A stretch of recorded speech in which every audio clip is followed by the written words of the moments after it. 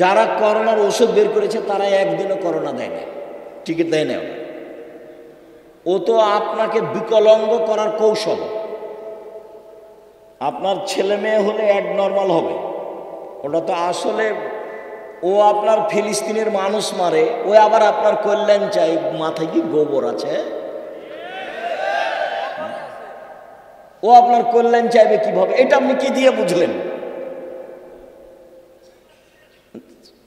সে আপনার জানের শত্রু, সে আপনার মানের শত্রু, সে আপনার টাকা পয়সার শত্রু, সে আপনার সব কিছুর শত্রু। সে আপনাকে ঔষধ দিয়ে ভালো করে রাখবে, জীবনে কোনোদিন যেন আপনার এই হয় না, সেই হয় না, হেপাটাইটিস হয় না, কি হয় না। এই তো পাগল বানিয়েছে আপনাকে। তাই সব স্কুলের ছেলেকে স্কুলের মেয়েকে টিকা দিতে হবে, পালাক্রমে এসেছে। কত বুঝাইছে ভালো করে, এটা নিতে হবে, সেটা নিতে হবে, এটা ভালো, সেটা ভালো। বলে কত টাকা বেতন পান আপনি? এত আপনি বলছেন কেন? বল হিসাব। সম্মানিত দিনী ভাই বোন, মরণকে স্মরণ করতে পারে যে সে হলো হুঁশিয়ার মানুষ। আল্লাহ রাসূল বললেন যে কবর জিয়ারত করো, তাহলে মরণ স্মরণ হবে। মাঝে মধ্যে কবরের পাশে যেতে হবে, বাপের, মায়ের, আত্মীয় স্বজনের কবরের পাশে গিয়ে হাত তুলে দোয়া করতে হবে এবং ভাবতে হবে আমিও এই কবরের সদস্য। আল্লাহ রাসূল বলছেন কুন ফি দুনিয়া কান্নাকা গরীব, তুমি দুনিয়াতে থাকো তুমি যেন অপরিচিত, তোমাকে কেউ চেনে না। অত বেশি চিনলে তোমার অহংকার আসতে পারে। আবের সাবিলিন, অথবা তুমি পথিক, রাস্তায় যেতে যেতে গাছের নিচে বসেছো, একটু ক্লান্ত সেই জন্য, তারপরে তুমি হাঁটতে লাগবে। এই হলো দুনিয়া। অন্যথায় তুমি নিজেকে ভাবো আমি কবরের একজন সদস্য। হাদিস বুখারী মুসলিম। এভাবে মুহাম্মদ সাল্লাল্লাহু আলাইহি ওয়াসাল্লাম বলেন।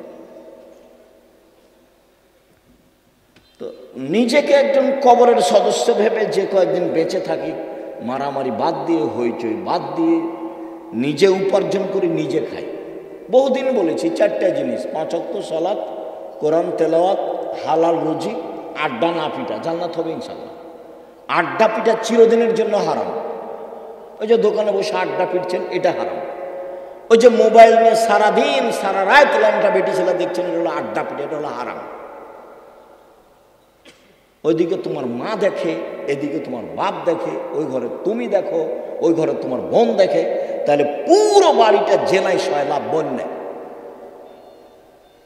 তাহলে চরিত্র কোথায় আছে? এই আবার মোবাইলও ওদের, সব ফাংশন তাদের, ওরা বলে বন্ধু।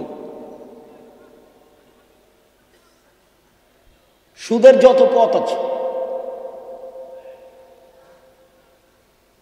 দুঃখিত সম্মানিত দিনী ভাই বোন, যে যেখানে আছেন অল্প সময় কথা বলি, আপনার সাথে কিছু গুরুত্বপূর্ণ কথা বলতে এসেছি। মানুষের জীবনে সবচেয়ে জরুরি কাজ 5 ওয়াক্ত সালাত। মানুষের জীবনে জরুরি হিসাবে এর চেয়ে জরুরি কোনো কাজ নেই। সেটা হজ হোক, জাকাত হোক, জমি চাষ হোক, চাকরি হোক, ব্যবসা হোক, বাণিজ্য হোক, হাইকোর্ট হোক, জজ কোর্ট হোক, পৃথিবীর এমন কোনো কাজ নাই যেটা মানুষের জন্য নামাজের সালাতের চেয়ে বেশি জরুরি হতে পারে। এটুকু আপনার বোঝা উচিত। আপনি আমার ভালোবাসায় এসেছেন এখানে, আপনি তো 5 ওয়াক্ত সালাত আদায় করেন না। করা উচিত, করতেই হবে। বহুদিন বলেছি অজু করে সালাত আদায় করতে হয়, তো পানি নেই, তায়াম্মুম করে করেন। মাটি নেই, তো অজু ছাড়া তায়াম্মুম ছাড়াই সালাত আদায় করেন। কেবলার দিকে মুখ করে সালাত আদায় করতে হয়, কেবলা বোঝা যায় না, কেবলা ছাড়াই করেন। দাঁড়িয়ে সালাত আদায় করতে হয়, দাঁড়িয়ে থাকা যায় না, বসে করেন। বসে থাকা যায় না তো শুয়ে শুয়ে পড়েন। পরিষ্কার কাপড় পরে সালাত আদায় করতে হয়, পরিষ্কার নেই, যাতে পেশাব পায়খানা লেগে আছে সেটা পরেই পড়েন। পরিষ্কার অপরিষ্কার কোনো কাপড় নেই, উলঙ্গ অবস্থায় আছি, তো উলঙ্গ অবস্থাতেই পড়েন। গাড়িতে উঠে আছেন, শিকল ধরে আছেন, ঠেলে ঠেল মানে না, গাড়িতে দাঁড়ানো অবস্থায় আছেন, এই অবস্থায় সালাত আদায় করতে হবে। যুদ্ধের সালাতগুলো এসেছে যে একটা নিয়ম এসেছে যে একদল শত্রুর মোকাবেলা আছে আর একদল এখানে সালাত আদায় করছে, এক রেখাত এরা এক রেখাত ওরা, রাসূলের 2 রেখাত, তারপর ওরা নিজে নিজে এক রেখাত করে শেষ করলো। আর একটা এসেছে শত্রুর মুখে দাঁড়িয়ে আছে, এভাবে সালাত আদায় করছে, শত্রুর মুখের উপর আছে, এভাবে সালাত আদায় করছে। রাসূল সাল্লাল্লাহু আলাইহি ওয়াসাল্লাম সালাতের উপরে এত সোচ্চার ছিলেন, যেই সালাত আমার আর আপনার ছেলে মেয়ের কোনো হিসাবে নেই। খাচ্ছে, পেশাব করছে, পায়খানা করছে, দিন কাটছে পশু প্রাণীর মতো, গরু ছাগলের মতো। আর দল করার ব্যাপারে ঠিকই আছে, আর মানুষের বদনাম আর গীবাত করার ব্যাপারে, বিরোধিতা করার ব্যাপারে, শত্রুতা করার ব্যাপারে ঠিকই আছে। কত সুন্দর করে ছবি দিয়ে রাস্তাঘাটে তুলে রেখেছে, কি যে দেখাইতে চাচ্ছে। মানুষের ক্ষতি করে বেশি দিন বেঁচে লাভ নেই। আমার জীবনে আমি 2টা কাজ খুব চেষ্টা করি জীবন বাজি রেখে টিকে থাকা, খুবই কঠিন। তার একটা হলো, আমি আমার জীবনে মানুষের কোনোদিন প্রতিশোধ নেব না, ইনশাআল্লাহ। সে যা পারে করুক, যা পারে বলুক। পারিবারিকভাবে হোক, জমি জায়গার ব্যাপারে হোক, সামাজিকভাবে হোক, দল সংগঠনভাবে হোক, মানুষের কোনোদিন প্রতিশোধ নেব না। আর মানুষের পিছে পড়ব না, বদনাম করবো না। আমাকে ধুইয়া ছেড়ে দেখ না কেন, ও নিয়ে আমি মাথা ঘামাই না। বলেছে হ্যাঁ, আমাকে এভাবে বলবে মানে, এরকম আমার মাথায় কাজ করে না। বরং আপনাকে আমি কতদিন বললাম, কেউ যখন গালি দেয় তখন আবার বন্ধ করলে আমি আবার পাল্টা রিং দিয়ে বলি যে ভাইজান, গালি কি আরও বাকি ছিল? হয়তো বা মোবাইলে টাকা শেষ হয়ে গেছে নাকি, গালি দিয়ে নেন। প্রতিশোধ নিয়ে লাভ নাই, ওর পিছনে পড়ে লাভ নাই। আমার আব্বা বলতেন যে ছেলে মেয়ে দুনিয়াতে এসেছে ভাগ্য ছেড়ে এসেছে, তাই তাদের চিন্তা করতে হবে। আমি এখন বলি আব্দুল্লাহ, আব্দুর রহমান, আব্দুর রহিমের চিন্তা করতে হবে, ওরা কি ভাগ্য ছেড়ে এসেছে? ওরা ভাগ্য নিয়ে আসেনি, ওদের তাকদিরে কিছু লেখা আছে তো নাকি? যেদিন আল্লাহ মানুষ সৃষ্টি করেছেন সেদিন 4টা জিনিস রেখেছেন, হায়াতাহা ও মাউতাহা ও রিজকাহা ও মাসাইবাহা। তার মরণ, তার জীবন, তার রুজি, তার অসুখ বেসুখ। করোনা লেখা থাকলে হবেই। 4টা লেখা আছে, 1 মরণ, 2 জীবন, 3 রুজি, 4 রোগ ব্যাধি। আমি এই কথা বলিনি, এই কথা মুহাম্মদ সাল্লাল্লাহু আলাইহি ওয়াসাল্লাম বলেছে। এটা আমার ব্যক্তিগত কোনো স্বাধীনতা নাই এখানে, এটাকে আমি বিশ্বাস করি এবং খুব শক্তভাবে বিশ্বাস করি। ঢাকাতে এক লোক করোনা হয়েছে, তো আমি দেখবো আর গায়ে হাতে একটু দোয়া করব। তো আর ছেলে মেয়ে সবাই আছে, খালি আমাকে অনুরোধ করছে যে ওস্তাদজি আপনি ভিতরে আসেননি, ওস্তাদজি আপনি ভিতরে আসেন না, আপনি আমার আব্বার জন্য বাহির থেকে দূর করেন, দোয়া করেন। বলছি আমি তো আমার অন্তর তো ধাক্কা খাই না যে তোমার বাপের গায়ে হাত লাগালে আমাকে করোনা ধরবে। ধরেও যদি, তা আমি বলবো না যে এই কারণে ধরেছে, আমি বলবো ওই যে লেখা ছিল সেই জন্য ধরেছে। আমি এত তাড়াতাড়ি পরিবর্তন হতে চাই না, মাস্ক দিয়ে ভাগ্য বাড়াতে রাজি না, এটা করতে রাজি না। শুনুন, 5 ওয়াক্ত সালাত আদায় করতে হবে আপনাকে। আজকের জরুরি কথা আপনার সাথে, মানুষের জীবনে কিছু চাওয়া পাওয়া আছে। মানুষ বেঁচে থাকলে সমস্যা নেমে আসে, মামলা মোকদ্দমা হয়, জমি জায়গা লাগে, বাড়িঘর লাগে, কিছু লাগে মানুষকে। তো মানুষ আল্লাহকে বলতে শিখুক। কাকে বলতে শিখবে? আল্লাহকে। ও পারে, আরও যা করে তাকে কেউ ঠেকাতে পারে না, আরও ঠেকিয়ে দিলে কেউ করতে পারে না। আমার কাছে যে কত প্রমাণ আছে, মাঝে মধ্যে বলি না, 2013 সালের 24শে আগস্ট রোজ মঙ্গলবার সকাল 11টার সময় হাঁটাবো, বীরহাটাবো, রূপগঞ্জ, নারায়ণগঞ্জ, ঢাকায় বলেছিলাম আমার হাতে টাকা নাই, এ কথা সত্য। এখানে প্রতিষ্ঠান গড়বে, এ কথা সত্য। ইনশাল্লাহ গড়বেই গড়বে। প্রতিষ্ঠানটা প্রায় এখন 100 বিঘা জমির উপরে, 100 বিঘা। 2016 সালের 17 ফেব্রুয়ারি রোজ বুধবার বিকাল 4টা 4:30টার সময় বলেছিলাম এই ডাঙ্গিপাড়ায়, সেই প্রতিষ্ঠান এখন প্রায় 50 বিঘার উপরে অবস্থান করে। 50 বিঘা। এবছরের জানুয়ারিতে ছাত্র ছিল 2200। প্রায় 5000 ছেলে মেয়ে পড়াশোনা করে, 300 জন শিক্ষক শিক্ষিকা, প্রতি মাসে বেতন লাগে 40 লক্ষ। অথচ আমি নিজেকে মনে করছি আমি হলাম কচুর পাতার পানি। কচুর পাতার পানি বুঝেন না? একটু বাতাস আসলে কেমন হয়, এই পড়লো এই পড়লো এই পড়লো। মানে আমি ভিত্তি দিয়ে, বংশ দিয়ে, নিজের ব্যবসা দিয়ে, ক্ষমতা দিয়ে জামিয়া সালাফিয়া চালাই না। চলে কিভাবে আমি নিজেই বুঝতে পারি না, তা আমার আবার ক্ষমতা কি? সম্মানিত দিনী ভাই বোন, 6-7 নভেম্বরে আছে, একদিনের ভালোবাসা গড়াইন না, নইলে আমি তখন আর আসতে চাইব না। মাঝে মধ্যে যাবেন, ভালোবাসা গড়াবেন, পত্রিকা নেবেন। আপনার টাকা দিয়ে এতগুলো পত্রিকা ছাপে, কত জানো? প্রায় 16,000 পত্রিকা ছাপে, আল ইতেসাম পত্রিকা। তা আপনি মনে করেন না যে আমার টাকা দিয়ে ছাপাই, আপনার টাকা দিয়েই ছাপাই। তাহলে আব্দুল রাজ্জাক সাহেব কই, আমার বাঘ মারা বাড়ি, আমি তো কোনো দিন টাকা দিইনি। তা আপনি দেননি, কেউ দেয় না, এটা হয় কীভাবে? প্রায় 500-র অধিক এতিম এবং অসহায় মানুষ আছে, তাদের রুজি হয় কিভাবে? কেউ দেয়, নাহলে কিভাবে হয়? ওখানে কি মারিয়ামের মতো আল্লাহ দিয়ে যায়, জিবরাইল দিয়ে? মারিয়ামের খালু জাকারিয়া বলছে, মারিয়াম এ কি ফল? অসময়ের ফল যে শীতের দিনে রাজশাহীর ফজলি আম। ফজলি আম ছিল না, এমনি বলছি, শীতের দিনে অসময়ের ফল। তখন মারিয়াম বলছেন, হাযা মিন ইনদিল্লাহ। এগুলো কোথা থেকে এসেছে? আল্লাহর পক্ষ থেকে এসেছে। এমন তো আর এখন নয়, মানুষই দেয়। এত বড় প্রতিষ্ঠান মানুষের সহযোগিতাই চলে। অবশ্যই যাবেন 6 তারিখ 7 তারিখে, দেশ বিদেশের আলেম ওলামা থাকবেন। আর ইবতেসাম এলাহি জহির, এহসান এলাহি জহির পাকিস্তানের ছেলে, ইবতেসাম এলাহি জহির থাকবেন। আরও কে কে থাকবেন আমি এটা জানি।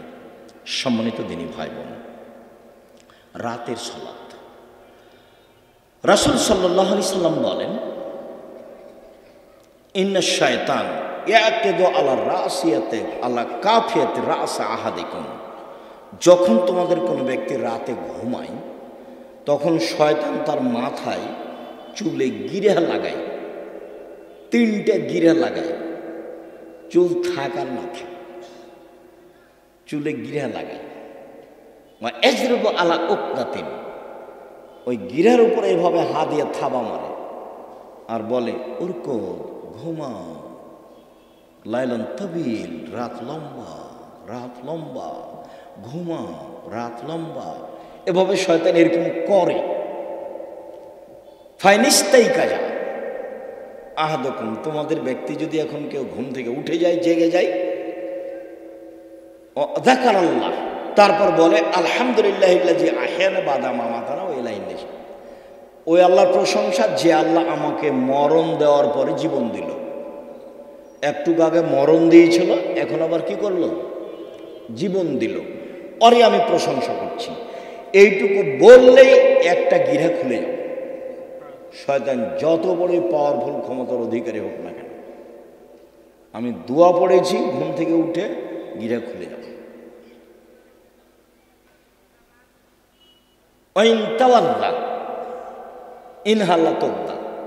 তারপরে যদি অজু করে তা আর একটা গিরা খুলে যাবে।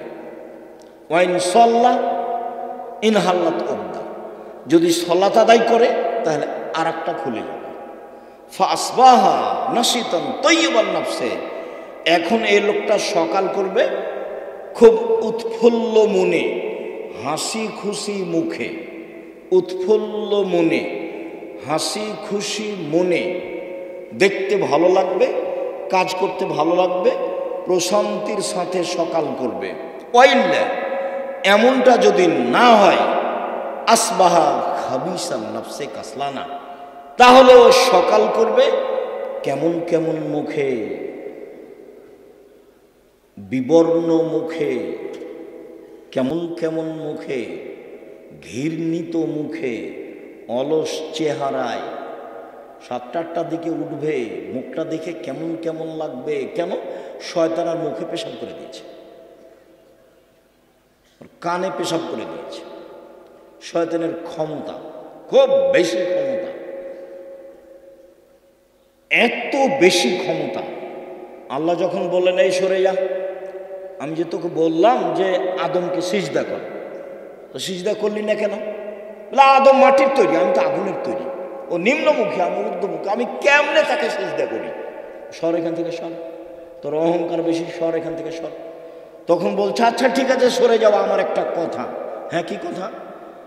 আমাকে কিয়ামত পর্যন্ত বেঁচে থাকার সুযোগ দিতে হবে। কার দাবি এটা? শয়তানের। তা আল্লাহ বললেন ঠিক আছে দিলাম, এলা ওয়াক্তি মালুম, একটা সময় পর্যন্ত দিলাম। যেমন পেয়েছে সময়, তেমনি বলছে ওয়া ইজ্জাতিকা, আর সম্মানের কসম। আল্লাহকে বলছে ইয়া রাব্বি, শয়তান বলছে ইয়া রাব্বি, হে আমার প্রতিপালক, তোমার সম্মানের কসম, লাউজ্ঞানিল ইনসানা মাদামা তারহুম ফি আসাদিহিম, আদমের ছেলে মেয়েকে পাপ করাবো করাবো করাবো, ওকে আমি ভুল পথে নিয়ে যাব যাব যাব, ওর দেহে যতদিন শ্বাস আছে আমি তাকে পাপই করেই ছাড়বো। ও কেমনে জান্নাতে যায় তা আমি দেখে ছেড়ে দেব। এ কথা শয়তান বলল। আপনি বুঝতে পারছেন না? কোরআন মাজিদে শত জায়গাতে এসেছে, সব খারাপকে আপনাকে ভালো করে দেখায়। যত খারাপ তত আপনার কাছে প্রিয়। ল্যাংটা ছবি আপনার কাছে ভালো লাগে কেন? জেনা ভালো লাগে কেন? দোকানে বসে আড্ডা পিটতে ভালো লাগে কেন? হই হুল্লাড় করে চিল্লাচিল্লি করতে ভালো লাগে কেন? মানুষের বদনাম করতে ভালো লাগে কেন? মানুষকে জেল হাজতে দিতে ভালো লাগে কেন? মিথ্যা কসম সাক্ষী দিতে আপনাকে ভালো লাগে কেন? সব ছুঁচামি, নোংরামি, শয়তানি, জঘন্য কাজ আপনাকে ভালো লাগে কেন? সব শয়তান আপনার মাথায় সারাদিন পাকায়, সেজন্য ভালো লাগে। তো বলেছে আমি ওকে জাহান্নামে নিয়ে যাব, কেমনে জান্নাতে যাই তা আমি দেখে ছেড়ে দেব। এটা আল্লাহর সামনে তার কসম। বলছে তোমার ইজ্জতের কসম, আমি ওকে জাহান্নামে নিয়ে যাব। আমি একাই যাব? তাহলে পৃথিবীতে সবচেয়ে বেশি রিক্সে জীবন কাটায় কে বলেন তো? শয়তান। ওর চেয়ে রিক্সে, খুব বেকায়দে, খুব বিপদগ্রস্ত অবস্থায় আর কেউ নেই, শয়তান ছাড়া। আর তার কাজ আবার কমে গেছে। কেন? ইহুদিদের কাছে তার কোনো কাজ নেই। আমাদের চাঁপাইনবাবগঞ্জে বলে শয়তান হলো 14 ইলিমের পড়া, মানে বিদ্যা আছে সব। ইহুদি তো জাহান্নামে যাবেই, তো ওখানে গিয়ে কি করবে? খ্রিস্টান তো জাহান্নামে যাবে, তো ওখানে গিয়ে কি করবে? হিন্দুরা তো জাহান্নামে যাবেই, তো ওখানে গিয়ে কি করবে? যারা কাদিয়ানি তারা তো গেছে, যারা শিয়া তারা তো গেছে, আকীদায় মার খেয়েছে যারা, তারা তো জাহান্নামে যাবে। তো তাহলে শয়তানের কাজ সব জায়গাতে ঘুরে এসে যারা কোরআন হাদিস পড়ে, মানতে চায়, সালাত আদায় করতে চায়, এখানে আছে। যারা দিন ধর্মের যত কাছাকাছি, শয়তান সেখানে তত শক্ত। এখন আল্লাহ যদি বলতেন এই শয়তান কিছু করতে পারবি না, যা কিছু করতে পারবি না, তাহলে খুব ভালো হতো। তো এখন আল্লাহ বলছেন যে আচ্ছা ঠিক আছে, ওয়া ইজ্জতি ওয়া জালালি ওয়া ইরতিফায়ে মাকানি, আমার সম্মানের কসম। আল্লাহ বলছেন আমার সম্মানের কসম, আমার মর্যাদার কসম, আমার ইজ্জতের কসম, আদমের ছেলে মেয়ে যতবার ক্ষমা চাইবে ততবার ক্ষমা করে দেব।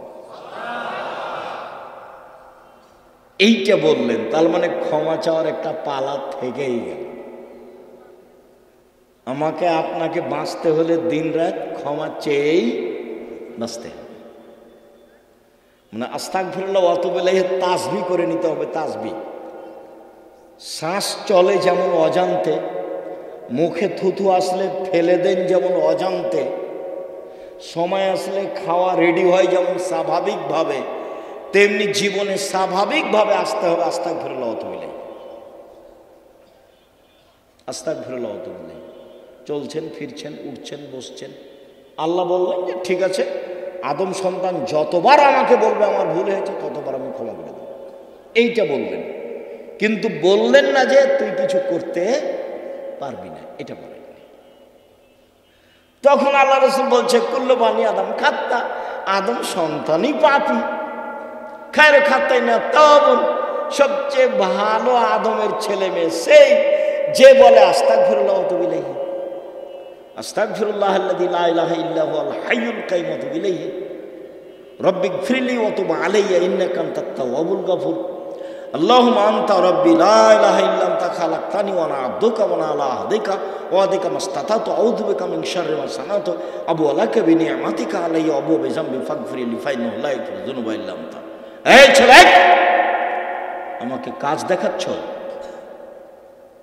ধৈর্যের পরিচয় দাও। আমাদের এখানে কোনো কেচ্ছা কাহিনী নেই, নির্বাচনও আসেনি, অল্পক্ষণ ধৈর্যের পরিচয় দিবেন, কাজ দেখায়েন না, যেটা আমি পছন্দ করি না। আমি আপনার জন্য এসেছি, আমি আব্দুর রাজ্জাক বিন ইউসুফ, আপনি আমাকে টাকা দিয়ে নিয়ে এসেছেন এমনটা মাথায় থাকলে ভুল হয়েছে। সম্মানিত দিনী ভাই বোন, যদি রাতে না উঠে তাহলে শয়তান তার মুখে কানে পেশাব করে। আয়েশা রাদিয়াল্লাহু তাআলা আনহা বলেন, কানান নবী সাল্লাল্লাহু আলাইহি সাল্লাম ইসাল্লি ফিমা বাইনা ইয়াফরাগু মিন সালাতিল ইশা ইলাল ফজর 11 রাকা ওয়া ইসাল্লু মিন কুল্লি রাকাতাইন ওয়া ইউতির বিওয়াহিদাতিন। এশার পর থেকে নিয়ে ফজর পর্যন্ত সময়ে আল্লাহর নবী 11 রাকাত রাতের সালাত আদায় করতেন। 11 রাকাত, কখন থেকে কখন? এশার থেকে নিয়ে ফজর পর্যন্ত। তাহাজ্জুদ পড়ার সময় শুরু হয়ে যায় এশার পর থেকেই ফজর পর্যন্ত সময়। হ্যাঁ, রাত 3 ভাগের 2 ভাগ পার হওয়ার পরে মানুষ পড়ুক, এটা সবচেয়ে উত্তম, কিন্তু সময় শুরু হয়ে যায় কখন থেকে? এশার পর থেকে না ফজর আযান পর্যন্ত। আল্লাহর নবী 2 রাকাতের পরে সালাম ফিরতেন, 2 রাকাত পড়ে সালাম ফিরতেন, 2 রাকাত পড়ে সালাম ফিরতেন, 1 রাকাত বিতর পড়তেন। 1 রাকাতের হাদিস অনেক বেশি। আপনার জন্য বইটা লিখেছিলাম, রাসূল সাল্লাল্লাহু আলাইহি ওয়াসাল্লামের সালাত বনাম প্রচলিত সালাত। আপনি নিয়ে পড়েন কিনা সেটা আমি জানি না। কৃপণতা দেখায়েন না, ফল ভালো হবে না। 16,000 পত্রিকা ছাপানো হয়, ওটা নয়, ওখানে টাকসাল নাই, ওখানে সব কিছু মিশিং দেওয়া হয় না। মানুষ আছে, কর্মচারী আছে, টাকা খরচ করেন আপনি, অতএব আপনি পড়বেন। 50টা প্রশ্নের উত্তর আছে, আমি পরিশ্রম করি আপনার জন্য দিনরাত। আলেম ওলামা আছে, প্রেস আছে, টাকা পয়সা খরচ হয়। এমনি অনেক বই আছে, তার মধ্যে আল ইতিসাম পত্রিকা, জামিয়া সালাফের মুখপাত্র পত্রিকা। 20, 25, 30 টাকা আপনার কাছে ভারী হোক, এটা আমি চাই না, এটা আমি কামনা করিনি। আমি মনে করছি বই কিনবেন, পড়বেন, বন্ধু বান্ধব, আত্মীয় স্বজন, খালা ফুফু সবকে দিবেন, যারা আছে আত্মীয় স্বজন তাদেরকে দিবেন। যে আব্দুর রাজ্জাক সাহেব সালাতের পর বইটা লিখেছেন, দেখেন তো, 1 রাকাত বিতর, 3 রাকাতের হাদিস বুখারী মুসলিম, 5 রাকাতের হাদিস বুখারী মুসলিম, সব একটানা। 3 রাকাত একটানা, 5 রাকাত একটানা। বিকল্প কি সেটা আপনাকে আমি বলতে চাইনি, আমি আপনাকে বলতে চাইছি বুখারী মুসলিমের হাদিস এইভাবে। বুঝাতে পারিনি মনে হয়। সম্মানিত দিনী ভাই বোন, উমামা বাহিলী রাদিয়াল্লাহু তাআলা আনহু বলেন, রাসূল সাল্লাল্লাহু আলাইহি সাল্লাম বলেছেন, আলাইকুম বিকিয়ামিল লাইল, পৃথিবীর মানুষ তোমাদের রাতে সালাত আদায় করা জরুরি। আল্লাহ নবী বলছেন, আমি বলিনি এই কথা। পৃথিবীর মানুষ, মহিলা পুরুষ, তোমাদের রাতে সালাত আদায় করা জরুরি। কেন? হুয়া কুরবাতুন লাকুম ইলা রাব্বিকুম, রাতে সালাত আদায় করলে তোমরা তোমাদের প্রতিপালকের নিকটে হতে পারো। রাতে সালাত আদায় করলে তোমরা তোমাদের প্রতিপালকের নিকটে হতে পারো। 2, মুকাফফিরাতুন লিসায়াত, রাতে সালাত আদায় করলে পাপ মিটে যায়। 3, মানহাতুন আলিল ইসম, রাতে সালাত আদায় করলে আপনার থেকে পাপ দূরে সরে যায়। যারা খুব চেষ্টা করছে পাপ ঠেকাতে পারছে না, আব্দুর রাজ্জাক বিন ইউসুফের বক্তব্য শুনে কতবার যে কান ধরে কসম করলো আর কোনোদিন কোনো মেয়ের সাথে কথা বলবো না, কিন্তু টিকতে পারে না। 2 মাস 4 মাস পরে কথা বলে, বিড়ি সিগারেট খাবো না, তো 2 দিন 4 দিন পরে আবার শুরু করে। দোকানে বসে আড্ডা পিটবো না, সপ্তাহ পার হয়নি, পরের দিন দেখছে দোকানের সামনে বসে আছে। তাহলে বুদ্ধি কি? বহু ছেলে বহু লোক বলে আমাকে, আব্দুর রাজ্জাক সাহেব টিকতে পারি না, কোনো পথ আছে? ভাইজান আমি তো আর কোনো জাদু মন্ত্র দিতে পারছি না, পথ এটাই। তাহলে রাতে উঠে 2 রাকাত সালাত আদায় করে আল্লাহকে বলেন। যদি মনে করেন যে এখনই বন্ধ করে, তাহলে এভাবে উঠাবেন, আর যদি বলো বন্ধ করেন তাহলে এভাবে উঠাবেন। চাপ দিয়ে বলতে হবে, বন্ধ করতেই হবে। বন্ধ করবো না মানে করতেই হবে। তুমি তো পারো, তুমি তো এমন সত্তা নও যে পারবা না, তবু আমি বলছি। তার নাম হলো আজিজ, ওর নাম পরাক্রমশালী। ওর নাম কি? আজিজ, পরাক্রমশালী। তাকে কেউ ঠেকাতে পারে না। কাদির, সব কিছু করতে পারে। তো সবই যে পারো, আমি বলছি আমি একটা মানুষ, আমি পাপ করতে চাই না, তুমি বন্ধ করবা না কেন? তুমি সত্যি দিয়ে বন্ধ করে দাও। আপনি খুব চাপ দিয়ে বলবেন, হাত তুলে বলবেন, খুব বিনয়ের সাথে কান্নাকাটি করে চাপ দিবেন, বন্ধ হবে ইনশাআল্লাহ, হবেই। রাতে সালাত আদায় করলে 3টে। আমর ইবনে আব্বাস রাদিয়াল্লাহু তাআলা আনহু বলেন, রাসূল সাল্লাল্লাহু আলাইহি সাল্লাম বলেছেন, আকরাবু মা ইয়াকুনু রাব্বু ইলাল আবদে ফিল লাইলিল আখির। রাত যখন 3 ভাগের 2 ভাগ পার হয়ে যায়, তখন আল্লাহ সবচেয়ে মানুষের নিকটে হয়ে যায়। রাতের 3 ভাগের 2 ভাগ পার হয়ে গেলে আল্লাহ মানুষের নিকটে হয়ে যান। এই শোনো আমর ইবনে আব্বাস, তুমি যদি হতে চাও, এই সময়ে যারা আল্লাহকে ডাকে তাদের অন্তর্ভুক্ত হও। হও না, হও, তুমি চেষ্টা করো, তুমি হয়ে যাও, পারলে হও। এই কথা রাসূল সাল্লাল্লাহু আলাইহি ওয়াসাল্লাম বলেন।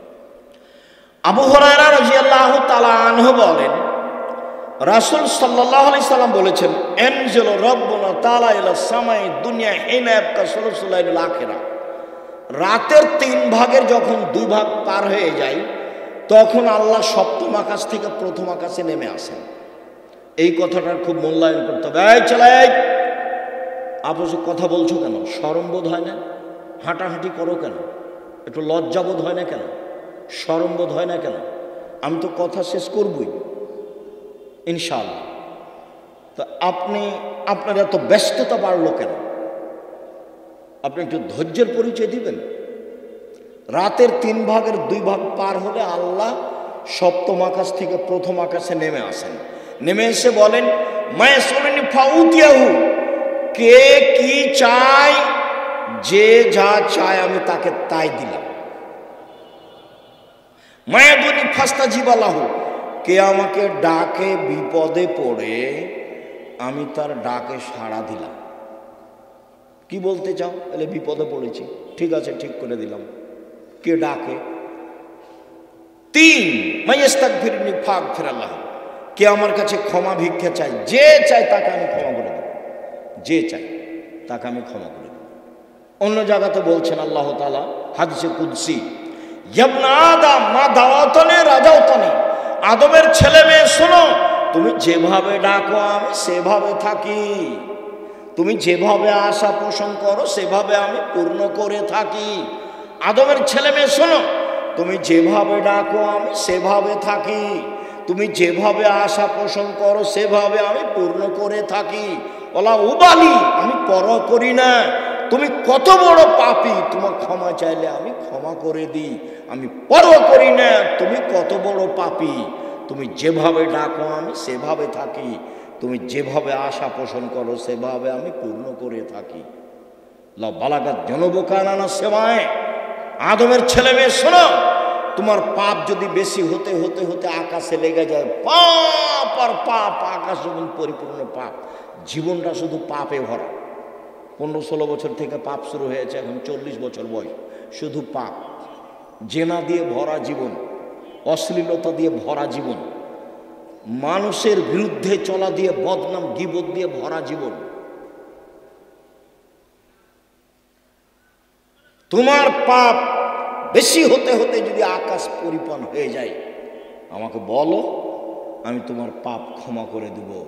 যেভাবে তুমি ডাকো আমি সেভাবে থাকি, তুমি যেভাবে আশা পোষণ করো সেভাবে আমি পূর্ণ করে থাকি, তুমি যেভাবে ডাকো আমি সেভাবে থাকি, তুমি যেভাবে আশা পোষণ করো সেভাবে আমি পূর্ণ করে থাকি। বিচারের মাঠে সব মানুষের সামনে আল্লাহ আসবেন, সব মানুষের সামনে, পুরুষ নারী সব মানুষের সামনে এসে আল্লাহ বলবেন, আদমের ছেলে মেয়ে শোনো, আজ তুমি যে পরিমাণ পাপ নিয়ে এসেছো, আমি সেই পরিমাণ ক্ষমা নিয়ে এসেছি। তোমার যে পরিমাণ পাপ আমার সেই পরিমাণ ক্ষমা, তোমার যে পরিমাণ পাপ আমার সেই পরিমাণ ক্ষমা, তোমার যে পরিমাণ পাপ আমার সেই পরিমাণ ক্ষমা, যদি শিরক না হয়ে থাকে। তো বাংলাদেশের ছেলে মেয়ে তো আল্লাহর রাস্তায় শিরক করছে, স্কুলে গিয়ে তো সুন্দর করে বলছে, ওমা তোমার আকাশ, ওমা তোমার বাতাস। আমি বলি না, আমার ছেলে মেয়েকে বলতে দিনি। এখনো এমন কোনো পরিস্থিতি আমার উপরে আসেনি যে আমি বলতে বাধ্য। মায়ের দুধ ছেড়ে গিয়ে বলবে, ও কালিমা তোমার আকাশ, এত বড় নোংরা কথা আমার ছেলে মেয়ে বলবে, এখনো এই পরিবেশ আমার কাছে আসেনি। যার কাছে বিদ্যা নাই, যার কাছে বুদ্ধি নাই, তার ছেলে মেয়ে করুক। আপনি কেমন বুদ্ধিমান মানুষ তা আমার কাছে ধরা পড়েনি, আপনার কাছে কি বিদ্যা আছে এটা আমার কাছে ধরা পড়েনি। সবচেয়ে বদের গোড়া হলো আপনার ওই ঠাকুর। ঠাকুর হলো ঢাকা বিশ্ববিদ্যালয়ের শত্রু, ঠাকুর মুসলমানের শত্রু। যেদিন ভারত, বাংলাদেশ, পাকিস্তানের মুসলমান ইংরেজদের হাতে নির্যাতিত, সেদিন ঠাকুর ক্ষমতা দেখাই, মান সম্মানে বসবাস করে লন্ডনে। সেই ঠাকুরের গান আমার ছেলে মেয়ে পড়ে, পাগল হয়ে গেছি।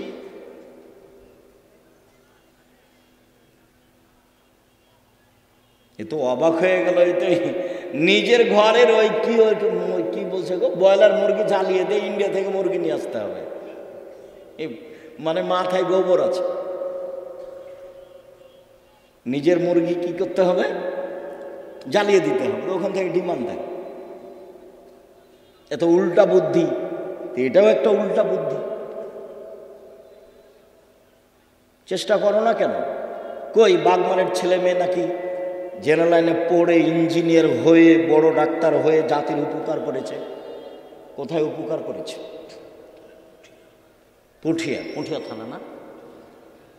তো পুঠিয়া থানার ছেলে মেয়েরা খুব ভালো পড়াশোনা করেছে, অনেক কিছু করেছে।